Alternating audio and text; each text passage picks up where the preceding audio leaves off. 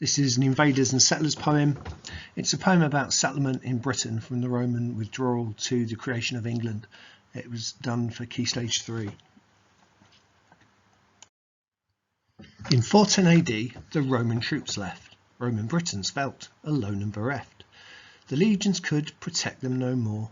Barbarian tribes now arrived at the door. From the north there came the Picts. Across Hadrian's wall the Scotsman slips. King Vortigern called for Saxon help. A whole new plague his call did whelp.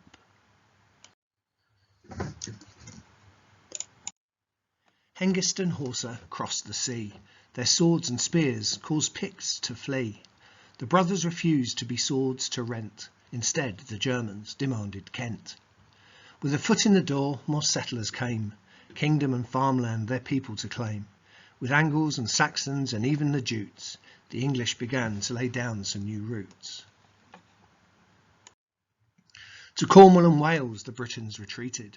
On 7 new thrones the invaders were seated. As Wessex, East Anglia and Mercia grew, Northumbria, Kent, Essex, Sussex there too. Anglish farmers liked their new land, avoiding the cities the Romans had planned. The farms they had left were often a flood, prosperity worth and a fusion of blood. To many old gods the Saxons did speak. Tyr and Woden gave 2 days of the week. Thunor and Frigga provided 2 more, Tuesday to Friday, a total of 4.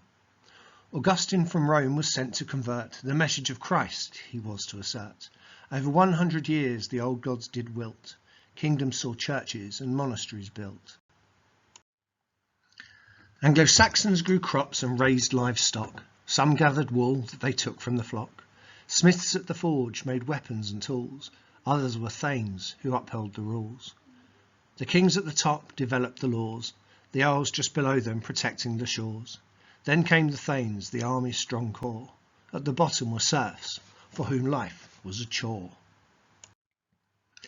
Then in the year of 793, a new threat emerged from the North Sea. To Lindisfarne Island the Northmen did come. The age of the Vikings to Britain had come. Firstly they raided to gain slaves and gold. Later they wanted new kingdoms to hold. With beast-headed longships they sailed up the rivers. Warrior pagans giving Saxons the shivers.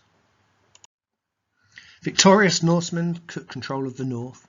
Then to the south their armies set forth. Northumbria, Mercia, East Anglia crumbled. Battle at Merton saw Wessex was humbled. But Saxon hopes then began to reflate. Under Wessex' new king, Alfred the Great.